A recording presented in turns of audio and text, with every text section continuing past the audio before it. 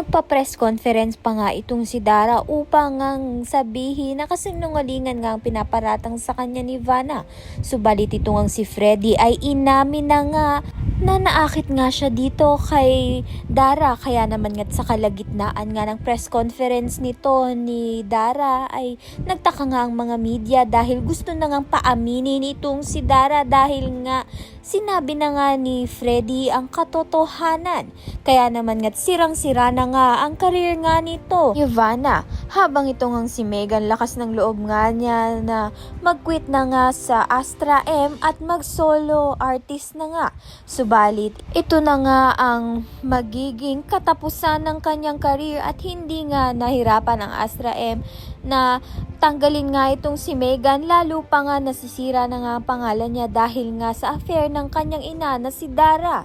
Sa kabilang banda naman nga, maganda nga ang balik dito kay Jenny matapos nga siyang alipustahin nito ni Dara at ni Megan. Ngayon, siya nga ang minamahal ng mga tao habang itong si Dara at Megan ay pinagdurusahan ang mga kasamaang ginawa nga nila dito kay Jenny. Kaya naman nga't yan at iba pa ang dapat nating pakaabangan. Maraming salamat sa iyong panonood.